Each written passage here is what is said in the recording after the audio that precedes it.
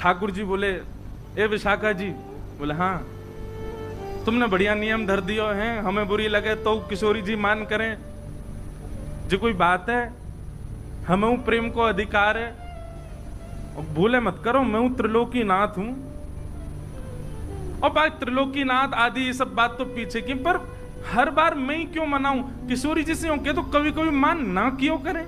अच्छा किशोरी जी ऐसा नहीं, आप यूं मत सोचो बहुत क्रोधित है जाए, न की करें बेचारी।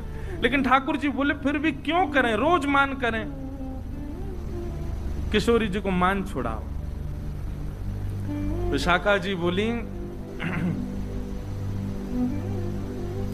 हम ये काम करवा देंगे। तो बाकी की सब सखियां बोली नहीं नहीं नहीं, ये असंभव है, ये नहीं हो पाए। बोले नहीं, विशाखा जी बोली मैं करा दूंगी या काम को। ठाकुर जी बोले यदि आपने ये काम करा दियो तो, बोले तो मैं आपके एक बार पाम छू लूंगा। विशाखा जी बोली रही पक्का? बोले हाँ बिल्कुल पक्का। बोले ठीक है। ललिता जी के तो पांव छूते हैं ठाकुर जी। निकुंज में जैसे प्रवेश करें, निवृत्त निकुंज में कई पदन में आवे, परो ललिता के पांव। ठाकुर जी पहले पांव छूमे ललिता जी के, तो किशोर छून ना दें वो बात अलग है, पर ठाकुर जी जैसे हमारे कोई प्रेमी मिल जाए तो हम उनको देख के दूर से बिलैया दंडोत करें ना, ऐसे ठाकुर जी दूर से हाथ तो जोड़े, नीचे सर झुकामे। ललिता जी को, विशाखा जी को नहीं करते। विशाखा जी बोली हमको करनी पड़ेगी अगर हमने आपको काम करवा दियो। किशोरी जी मान नहीं करेंगे कभी। बोले हाँ हमारो काम करवाओ। एक दिन किशोरी जी बड़ी आनंद में बैठी, और आनंद में बैठे भय किशोरी जी ने अपनी सब सखियन से कहीं, आज मोकू बहुत सुख है, रहो कछु मांग लो। तो सखियों का ऐसा स्वभाव है कि किशोरी जी अगर कभी ऑफर देती हैं कि भाई कछु मांग लो, तो सखियां कुछ कहती नहीं, अरे श्यामाजू आप सदा प्रसन्न रहो, राजी रहो, यही स्थिति में रहो, हमें यही चाहिए और कुछ नहीं चाहिए। कभी कोई वस्तु, कभी कोई भाव तो कभी मांगती नहीं। ये स्वरूप रहा है सब सखियों का। आज किशोरी जी बोली कछु मांग लो, ललिता जी बोली आप राजी रहो, चंपकलता बोली आप प्रसन्न रहो, सब सखियां बोली आप राजी रहो, हे श्री जी बस यही चाहिए। विशाखा जी बोली नहीं नहीं, मुंह को कुछ और चाहिए।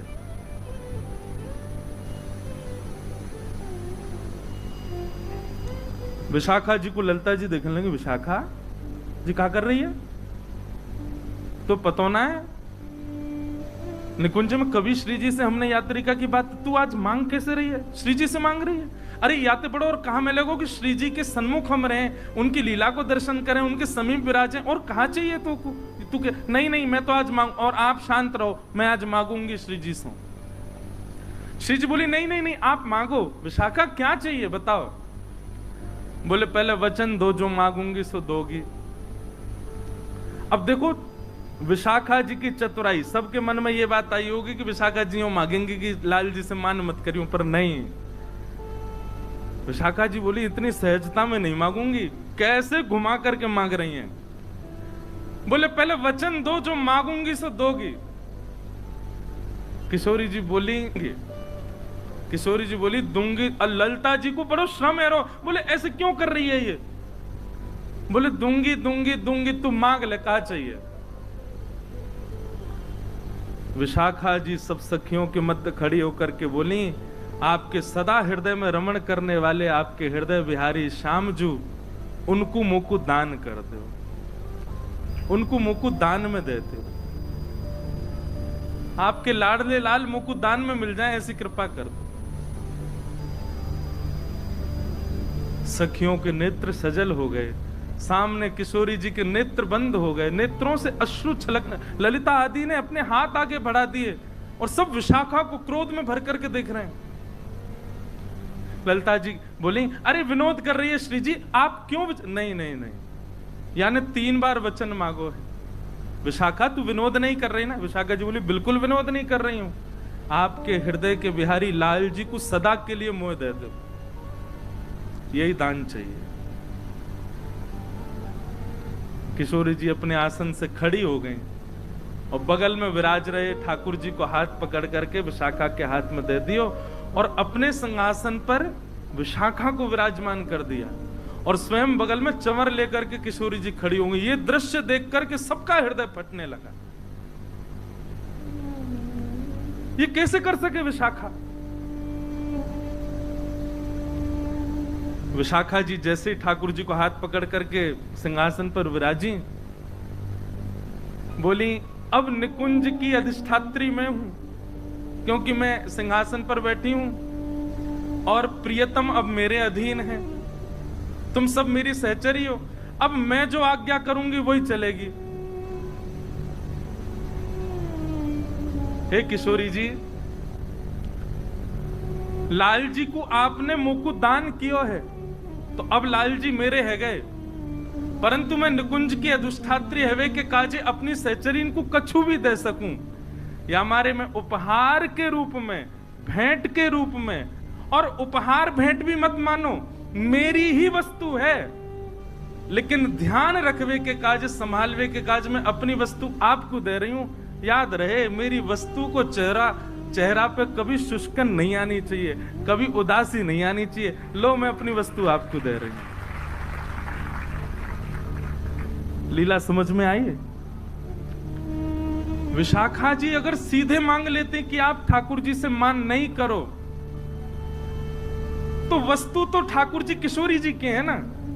विशाखा जी ने पहले ठाकुर जी को अपनों बनायो, और अपनों बना करके किशोरी जी से बोली अब मैं अपनी वस्तु आपको दे रही हूं, और कोई अगर अपनी वस्तु देवे तो जाकू वस्तु दही जा रही है, बाकी जिम्मेवारी है कि वहां को ध्यान रखियो। मैं अपनी वस्तु आपको दे रही हूं। हे किशोरी जी, मेरी वस्तु के मुखमंडल पर कभी भी शुष्कता नहीं आनी चाहिए, आप कभी मान नहीं करो। ये बात सुनकर के और सब तो खड़े रह गए। ठाकुर जी ने प्रणाम किया, जय हो विशाखा जी आपकी, मान गए आपको।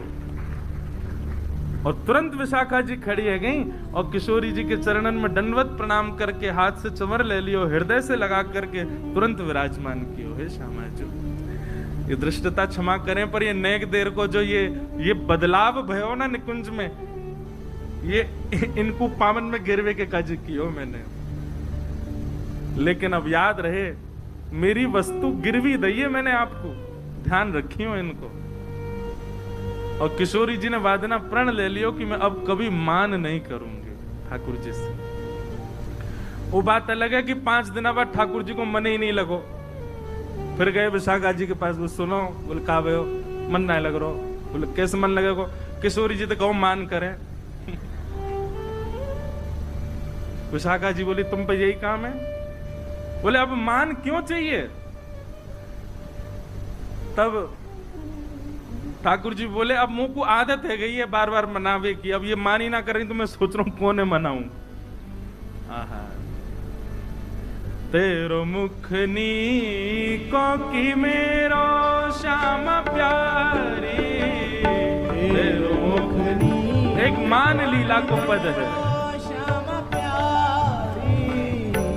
तेरो मुखनी को की मेरो श्याम प्यारी, तेरो मुखनी को की मेरो श्याम प्यारी। जो नहीं गावेगो वाको कछु ना है सके, और गाओ लेकिन भैया गाओ, विराज जाओ मारो। तेरो मुखनी को की मेरो श्याम प्यारी, तेरो मुखनी को की मेरो श्याम प्यारी। दर्पण ले बैठो मृगनैनी, दर्पण ले बैठो मृगनैनी। सांची कहो वृष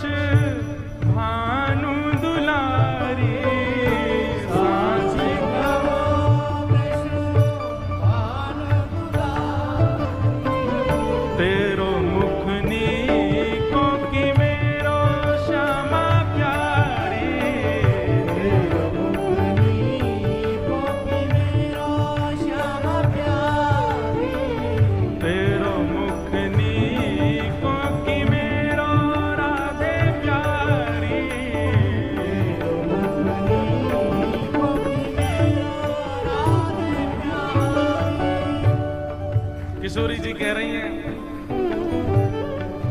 हे श्याम सुंदर कहा भयो, बोले अरे ने दर्पण में देखियो, आमने आमने सामने एक ही दर्पण में दोनों अपना मुख देख रहे हैं। नेक आगे आ जाओ भैया, नेकात कसर छोड़ दियो, बस व्यासपीठ पे मत बैठ जाइयो, बाकी आ जाओ नेक और आगे आ जाओ।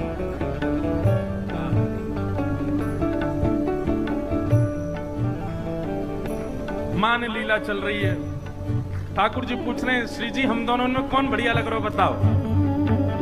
किशोरी जी कह रही हैं, हमसे कहो तुम ही क्यों ना देखो, हमसे कहो तुम ही क्यों ना देखो, हमसे कहो तुम ही क्यों ना देखो, हमसे कहो तुम ही क्यों ना देखो, हम गोरी तुम श्याम बिहारी, हम गोरी तुम श्याम बिहारी, हम गोरी तुम श्याम बिहारी, हम गोरी। तुम श्याम बिहारी। अब भैया बैठ जाओ, अब बैठ जाएंगे, अब कहाँ जाएंगे बेचारे, ज्यादा मंच के नीचे चले जाएंगे बेचारे, जगह हो तो घुस जाओ, अब जो है जहां जगह मिले वहीं बैठ जाओ भैया। किशोरी जी कह रही हैं, या में कोई बतावे वाली बात तो है ना लाल जी, हम गोरी तुम श्याम बिहारी। अच्छा किशोरी जी केवल इतना ही कह देती, अच्छा ये पद मुझे लग रहा तभी का विशाखा जी ने कही होगी, बोले अब मान छोड़ दो, मान करो, लाल जी को मन ना लग रहा मान करो, तभी किशोरी जी ने मान कियो होगो। इतना ही कह देती कि आप कारे हो हम गोरी हैं तो चल जाता, पर वाकई बात में कहा बोली, मेरो मुख जैसे चंद उजियारो, मेरा मुख जैसे चंद उजियारो, मेरो मुख जैसे चंद उजियारो, मेरा मुख जैसे चंद उजियारो, और तुमरो मुख जैसे रैन अंधियारी, मेरा मुख जैसे रैन अंधियारी। कोई आदमी से तुम यूं कह दो भैया तूने एक सांवरो है, तूने एक कारो है, तो वह इतनी बुरी ना लगेगी, पर बात यूं कह दो तू तो भैया अंधकार है कोरो, अमावस्या की रात्रि आ गई, आहा देखो चलते भैया अमावस्या आ रही है, कितना बुरा लगे भाई। ठाकुर जी को तो मुंह फूल के लाल पड़ गए, नेत्रन में मोटे मोटे आंसू आ गए, इतना बुरा लगो ठाकुर जी के। तेरो मुख नी मेरो श्याम प्यार